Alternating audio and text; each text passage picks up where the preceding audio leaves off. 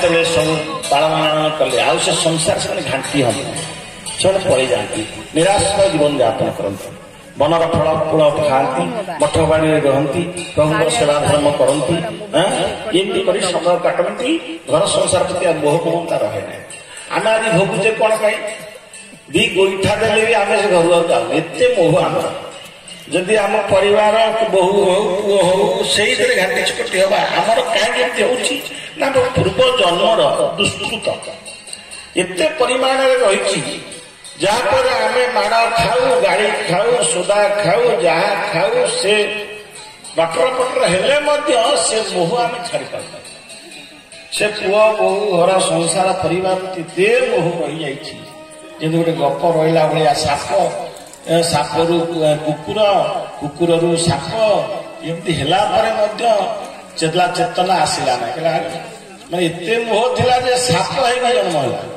घर जगिला समझ काले कि माँ बापुआ आस बाडेला के अंटार दी पार देला अंटा बेंड होगा गुरु आसी कान में कहीदे कहला रे आ तू जहाँ एत भल पाऊ पुणी से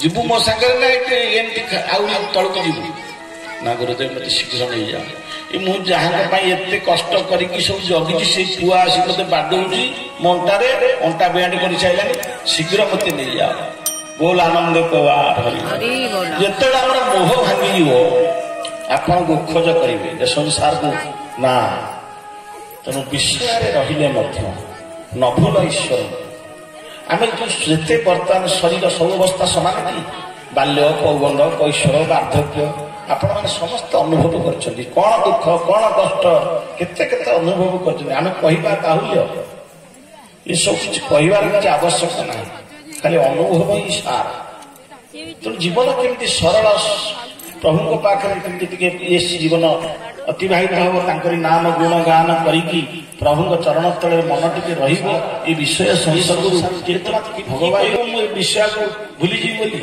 कृपा नहले न भूलबनी से प्रभुंर कृपा हेले आकु छि छि बोली कहबो हुआ मत सदृश भाविब ना नाही संसार रे सुख अन्य पथ तु ही देख साधु बाणी अटई रख मन तु रख तेणु जिते प्रभुंर कृपा हम से वैराग्य तुम भीतर आसो ना ये संसार मिछ माया संसार मुठू केमी प्रभु टे भजन करी सेवा करी धर्म धर्म करी मोर अड़गला अनेक दिन अनेक जन्म अनेक समय मोर अतिबाहित हो गला केमी प्रभु ये उद्धार हो जहाँ से दिन से ना सखुबाई बोली देले माँ बापा माँ श्रद्धार जन्म है झीटी से सखुबाई धीरे धीरे बढ़ला युवती परिणत है शेष बह प्रस्ताव आसला जो प्रस्ताव आसला सी मन धान लोक धन जदर अभाव ना जहाँ भी गोटे पुओ विभाग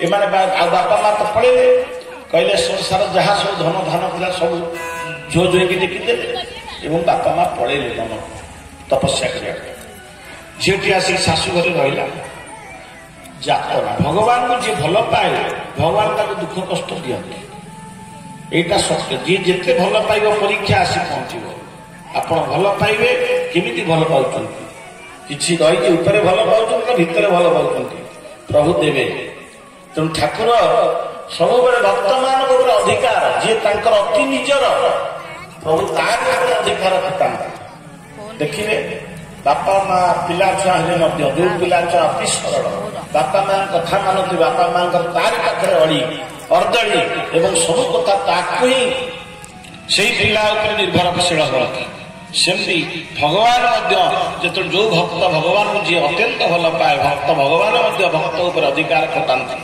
ताड़ना भर्सना सब प्रकार तारी उपर खटाती केमिति मोर से हत्या माने जदि मोर ताहले ताकू बाड़े कचड़ा बाड़े बाड़े ताकू सब बेले आपणार करिया पाई तार समस्त खाद्य को जिते महिला ता भीतर अच्छी सबूरा पोछि दियंती शेष प्रभु तांका पाद तले आश्रय दियंती जहाँ तेणु से दिन सखुबाई पिला बेलू भगवान नाम भजन करे विठल ठाकुर कृष्ण भगवान को भल पाए पिला भल पाई जो विवाह आसला घर को शाशु घर को मूर्ति की विग्रह सांगे नहीं आसला ଠାକୁର ଘରେ ରଖି ଠାକୁର ଘରେ ଠାକୁର ପୂଜା ହୁଏନି।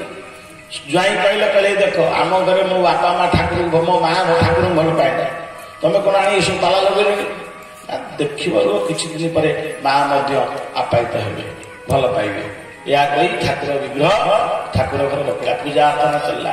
ବହୁ କଷ୍ଟ ଦେଲା ଶାଶୁ, ସବୁବେଳେ ଗଞ୍ଜଣା ଦେଲା, ନ କରେଇବା କଥା କରେଇଲା, ଅତି ହୀନିମାନିଆ ଭାବରେ ତାକୁ ବହୁ କଷ୍ଟ ଦେଲା। କିନ୍ତୁ ପ୍ରଭୁଙ୍କୁ ସେ ଛାଡ଼ିଲା ନାହିଁ। ଠାକୁରଙ୍କୁ ସବୁବେଳେ ଯେତେ କଷ୍ଟ ଦୁଃଖ ଆସିଲେ ମଧ୍ୟ ଠାକୁରଙ୍କୁ କେବେ ଭୁଲେ ନା। ପ୍ରଭୁଙ୍କୁ ସବୁବେଳେ ଆସି ଦୁଃଖ କଷ୍ଟ କାନ୍ଦି କାନ୍ଦିକି ଆସି ପ୍ରଭୁଙ୍କୁ ଅନ୍ତରାଳରେ ଜଣେଇବ, ପ୍ରଭୁ ନିବୃତ୍ତରେ ଜଣେଇବ, ପ୍ରଭୁ ହେ ବିଠଲ ତୁମ ଇଚ୍ଛା, ତୁମେ ଯଦି ଆଉ କଣ ଅଛି ଯେ ବାପ ଘରେ ବାପା ମା ଅଛନ୍ତି ବାପ ଘରକୁ ଦୌଡ଼ିଯିବ, ନା ଭାଇ ଅଛି ଯେ ଭାଇ ଖବର ଦଉ ମତେ ଆସି ନେଇଯା, ସବୁ କିଛି ତାରି ପାଖରେ ଚାଲା। ପ୍ରଭୁ ମୁଁ ଯେମିତି ତୋତେ ନ ଭୁଲେ, ଯେତେ ଯାହା ବିପଦ ଆସୁଛି ଆସୁ, ମତେ ଧୈର୍ଯ୍ୟ ଦେ, ସବୁ ବିପଦରେ ଯଦି ମୁଁ ଯାଏ ଭାସି, ତୁମ୍ଭେ ଯେଉଁପରି ହେଉଥିବ ଖୁସି, ସେଇ ଅନୁକମ୍ପା କରୁଥିବ ଈଶ୍ୱର। ତେଣୁ ପ୍ରଭୁ ମୁଁ ସବୁ ବିପଦରେ ଯଦି ଭାସିଯାଏ, ଯଦି ଆପଣ ଖୁସି ଅଛନ୍ତି ତାହେଲେ ମତେ ଧୈର୍ଯ୍ୟ ଦିଅନ୍ତୁ, ସହନ ଶକ୍ତି ଦିଅନ୍ତୁ। ସହିବା ହିଁ ସାଧୁ। ଯୋଉ ମା ମାନେ ବାପା ମାନେ ଯିଏ ସହନ୍ତି, ପରିବାର ଭିତରେ ସେ ଘର ଶୀଘ୍ର ଭାଙ୍ଗେ ନା, ପରସ୍ପର ସ୍ନେହ ଶ୍ରଦ୍ଧା ଭଲ ପାଇବା ରହେ। ଯୋଉମାନେ ନ ସହନ୍ତି ସେ ଘର ଭାଙ୍ଗିଯାଏ। ସହିବା ହିଁ ସାଧୁ। ତେଣୁ ସବୁ ଆଉ ସାଧୁ ଗୁଣ ହଉଛି ସହିବା, ଯେ ସହେ ସେ ରହେ। ସେତିକ ସବୁ ଯେତେ ଦୁଃଖ କଷ୍ଟ ଦେଲେ ବି ସଖୁବାଇ କେବେ ପ୍ରଭୁଙ୍କୁ ଭୁଲେ ନା। ବିଠଲ ବିଠଲ ପ୍ରଭୁଙ୍କ ନାମକୁ ସ୍ମରଣ କରେ, ପ୍ରଭୁଙ୍କ ଅନ୍ତରାଳରେ ନିଜ ଦୁଃଖକୁ ପ୍ରଭୁଙ୍କ ପାଖରେ ଜାଡ଼ି ଦିଏ। ପ୍ରଭୁ ଦିନେ ଭଗବାନଙ୍କର ବିଠଲଙ୍କର ଜନ୍ମ ଉତ୍ସବ ହଉଛି, ଭକ୍ତମାନେ ପତାକା ଧରି ନାମ କୀର୍ତ୍ତନ କରି ବିଠଲ ବିଠଲ ବିଠଲ ବିଠଲ ବିଠଲ ବିଠଲ ବିଠଲ ବିଠଲ